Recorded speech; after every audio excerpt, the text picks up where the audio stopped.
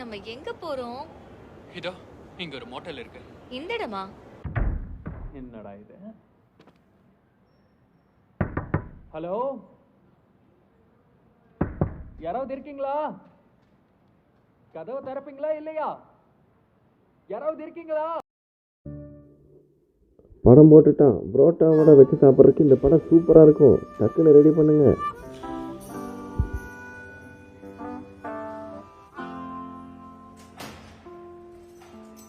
இப்போது மைதா மாவை போட்டுக்கலாம்.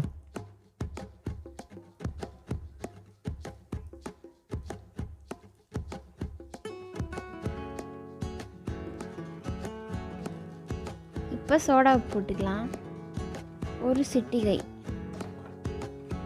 இப்போது உப்பு போட்டுக்கலாம், தண்ணி போட்டுக்கலாம். எல்லாருக்கும் பிடிச்ச மாதிரி எனக்கு ஹனி பன்ஸை பிடிக்கும். ஆனால் அதுக்காக உன் கண்ணை பிடுங்க மாட்டேன். இதை எழுதிக்க மாட்டியா? நான் எதையும் எழுதிக்க போறதில்ல. சிவிங்க சாப்பிட்றியா? என்ன ஃப்ளேவர் வச்சிருக்க? பபுலிஷிஸ் வாட்டர்மெலன் வேவ். உனக்கு வேணுமா? இப்போ வேற ஃப்ளேவர் தான் இல்லையே. மைதா மாவு போட்டுக்கலாம், அப்படியே உப்பையும் போட்டுக்கலாம், அதோட ஜீனியும் போட்டுக்கலாம், சோடா உப்பையும் போட்டுக்கலாம். அப்படியே கொஞ்சமாக தண்ணியும் ஊற்றிக்கலாம். நல்லா பிசைஞ்சுக்கலாம். அப்படியே பிசைஞ்சிட்டே இருக்கலாம்.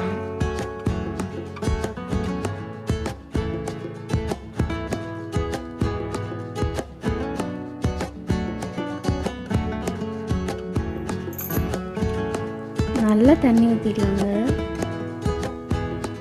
அப்படியே கொஞ்சம் கொஞ்சமாக தண்ணி ஊற்றி பிசைஞ்சுக்கோங்க. இப்படியே நீங்கள் தேவையான அளவு தண்ணியை ஊற்றி பிசைஞ்சுக்கிட்டே இருந்தீங்கன்னா உங்களுக்கு நல்லா லப்பர் மாதிரி வரும்.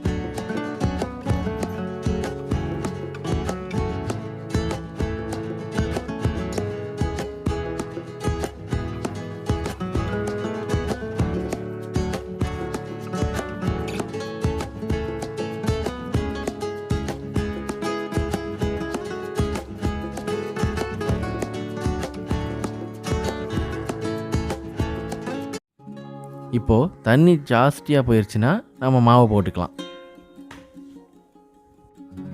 இந்த மாவை நல்லா எல்லா மாவையும் சேர்த்து நல்லா பிசையணும். நல்லா ஒன்று சொன்ன மாதிரி பிணைஞ்ச உடனே அப்புறம் அதை எடுத்து நல்லா மூடி வச்சிடணும். கொஞ்ச நேரம் நல்லா ஊறி வரையில் புரோட்டா சூப்பராக இருக்கும். கொஞ்ச நேரம்னா ஒரு 20 நிமிஷம், அரை மணி நேரம் ஊறணும். அரை மணி நேரம் ஊறினா தான் நல்லா சாப்பிட்டா நல்லாயிருக்கும்.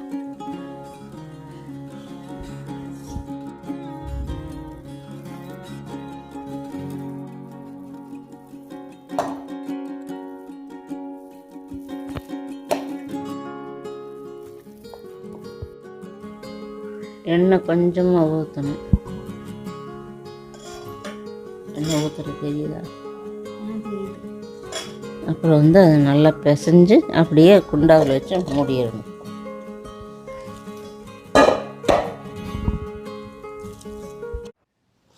ஏன் சீஃப், எனக்கு ஒரு சந்தேகம். இது கூட உங்களுக்கு வினிகர் சேர்த்துக்க பிடிக்குமா?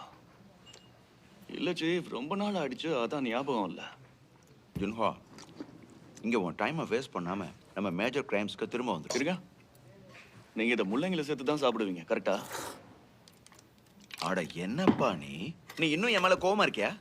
நான் எவ்வளவோ ட்ரை பண்ணிட்டேன் தெரியுமா? இப்போ பார்த்தீங்கன்னா 4 மணி நேரம் நல்லா எண்ணெய் ஊற்றி ஊற வச்சுருக்கோம். இப்போ நம்ம இதை நல்லா பிசையலாம். நல்லா பிசைவோம். இதை அமுக்கும் போது ஒரு பபுள்ஸ் அப்படியே உடையுது.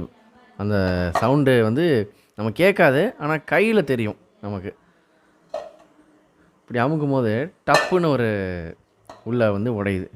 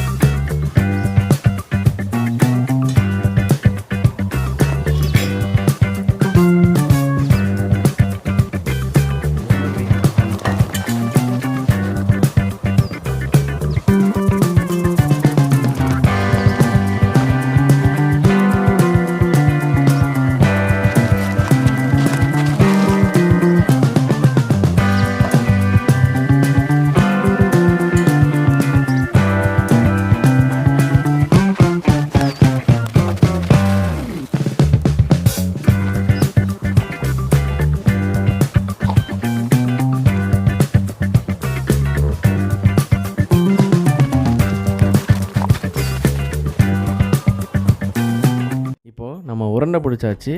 இதை நம்ம தேய்க்க போகிறோம். நீங்கள் எப்படி தேய்க்கிறீங்க அதை சொல்லுங்கள்.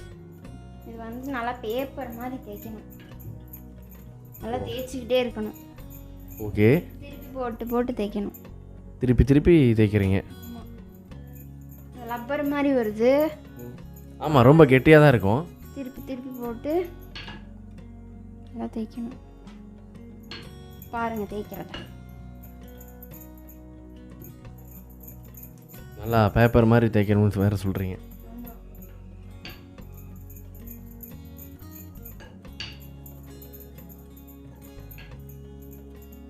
நல்லா மெல்லிசாக, ரொம்ப மெல்லிசாக இருக்கணும். பேப்பரை விட மெல்லிசாக இருக்கணும்.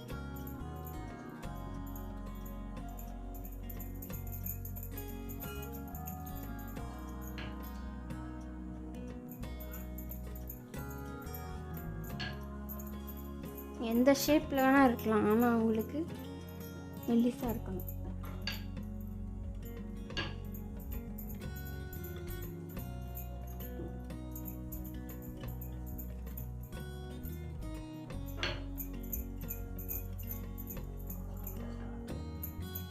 இப்போ கத்தியை வச்சு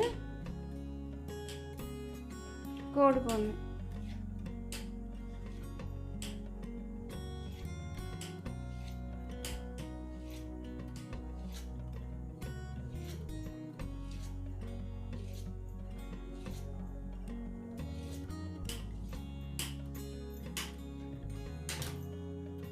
அப்படியே மொத்தமாக எடுத்து, மொத்தமாக எடுக்க முடியலன்னா ஒன்று எடுத்துக்கோங்க. மொத்தமாக வர மாட்டேங்குது.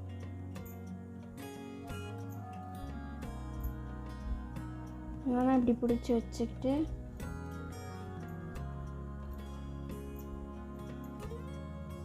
அப்படியே இதை மொத்தமாக அப்படியே எடுக்கணும். அது அறுத்ததெல்லாம் எடுத்து இப்போ தான் ஃபஸ்ட் டைம் செய்கிறேன், அதனால் எனக்கு இப்படி வருது.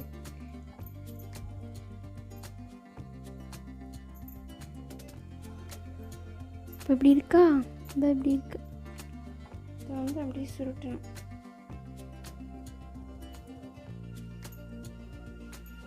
சுருட்டி சுருட்டி தனியாக வச்சுக்க வேண்டியதான். அடுத்து போடலாம். இதே மாதிரி நம்ம எல்லாத்தையும் பண்ணணும்னு சொல்கிறீங்க. இது மாதிரி நிறையா பண்ணணும், ரொம்ப கஷ்டம். நீங்கள் அடுத்து போடுறேன். அடுத்தாவது நல்லா வருதான்னு பார்க்கலாம்.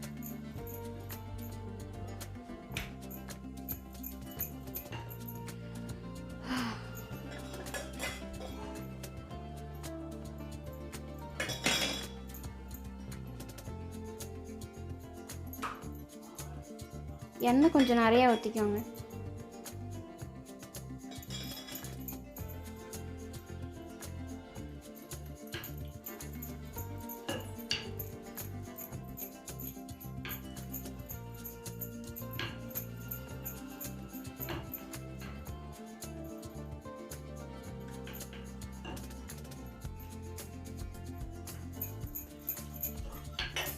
திருப்பி போட்டு பிசைக்கணும்.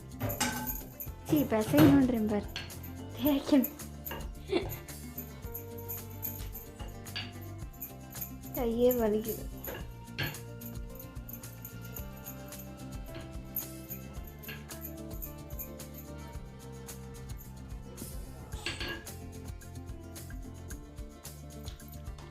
மறுபடியும் மடித்து ஷேப் வரலாம், மடித்து தேய்ங்க. நீங்கள் தான் சேஃபே வர வேணான்னு சொன்னீங்க. ஆமாம், ஆனால் எனக்கு ஷேப் சுத்தமாக வர மாட்டேங்குது.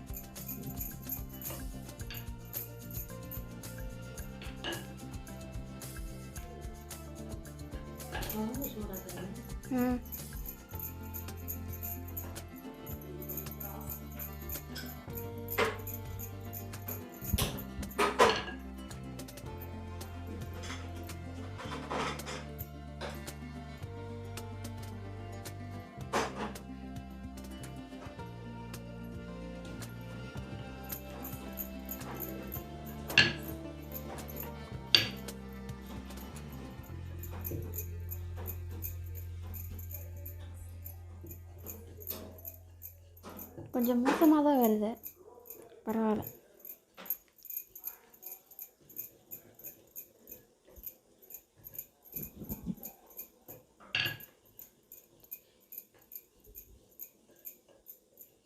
போடு போட்டுற வேண்டியதான். இப்படி வந்தாலும் பரவாயில்ல.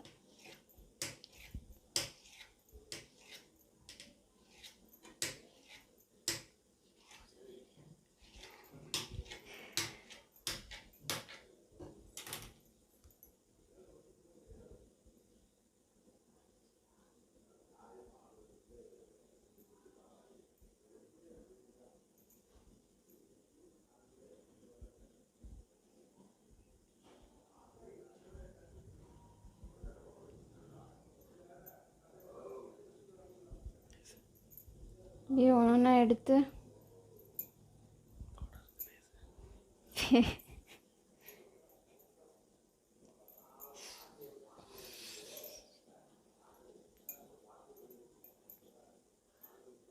எக்ஸ்பீரியன்ஸானால தான் புரோட்டா போட முடியும்.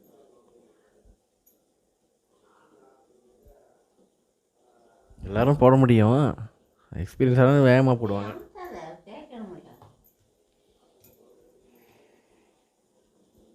அவ்வளோதாங்க, இப்படி தான் போடணும். இப்போ நம்ம உருட்டி வச்சு அந்த புரோட்டா மாவை வந்து ஒரு தேய்ச்ச உடனே இதை அடுப்பில் போட்டுக்குவேன். தோசைக்கல்லில் போடணும்.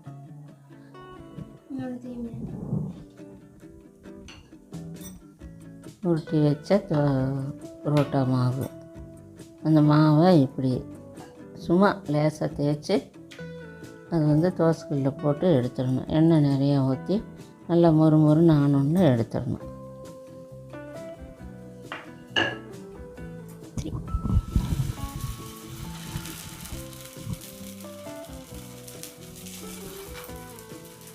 நல்லா பொன்னிறமாக வரணும்.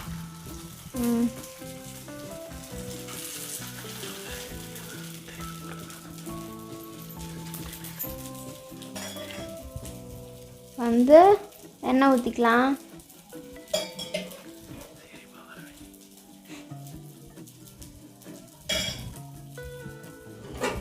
இப்போ வந்து திருப்பி போட்டுட்டு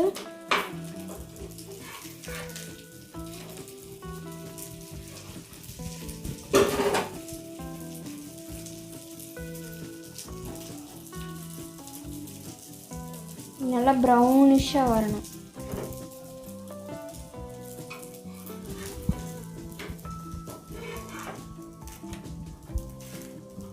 இப்படி வேகட்டும். இது நல்லா வெந்துருச்சு. இப்போ நம்ம இதை எடுத்து தட்டிக்கலாம். சரி, இப்போ எடுத்து நம்ம தட்டிக்கலாம்.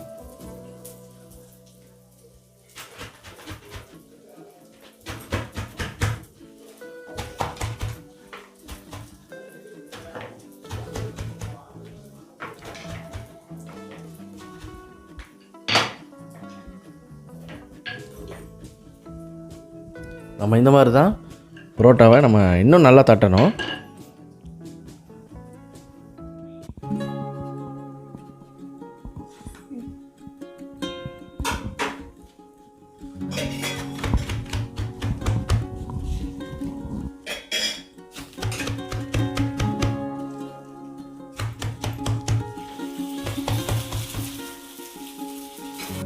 இப்போ வந்து பார்த்திங்கன்னா நம்ம எல்லா புரோட்டாவையுமே நம்ம போட்டு முடித்தாச்சு. ரொம்ப நேரம் ஆச்சு இது செய்கிறதுக்கு. பார்த்தீங்கன்னா நாங்கள் எத்தனை புரோட்டா போட்டிருக்கோம் அப்படின்னு சொல்லி நீங்கள் வந்து கமெண்ட்டில் சொல்லணும். இந்த வீடியோ பிடிச்சிருந்தா லைக் பண்ணுங்கள், ஷேர் பண்ணுங்கள், சப்ஸ்கிரைப் பண்ணுங்கள். தங்கப்பெட்டி. இங்கே பார்த்தீங்கன்னா இட்லி பானையில் தண்ணி ஊற்றி வச்சுருக்கோம். இப்போ இந்த இட்லி தட்டு எடுத்து நம்ம பானையில் வச்சுக்கிட்டோம். புரோட்டாவை இப்போ நம்ம எடுத்து வச்சுக்கலாம். நல்லா இட்லி பானையில் வச்சாதான் பூ மாதிரி இருக்கும். நம்ம சும்மா புரோட்டா செஞ்சாலும் கெட்டியாக இருக்கும். இட்லி பானையில் வச்சா நல்லாயிருக்கும்.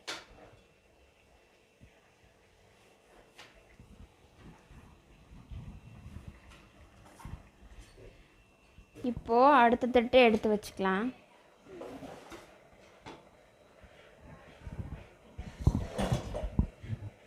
இப்போது புரோட்டா வச்சுக்கலாம்.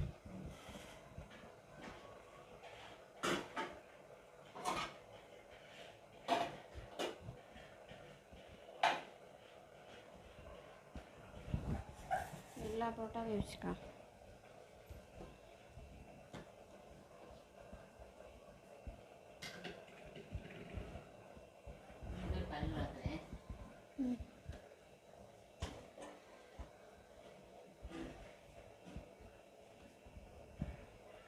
வச்சாச்சு. இப்போ மூடி போட்டுடலாம்.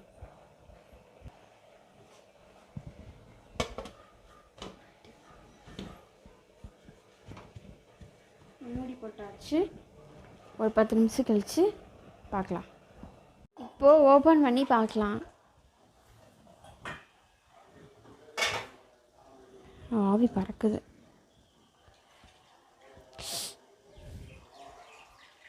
பயங்கர சாஃப்டாக இருக்குது.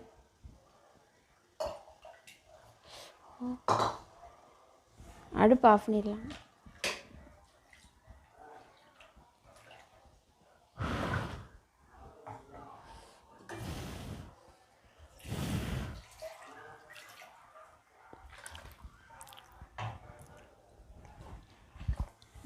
பயங்கர சாஃப்டாக இருக்குது. சூப்பராக இருக்குது. நீங்களும் இந்த மாதிரி செஞ்சு பாருங்கள் இட்லி பானையில் வச்சு.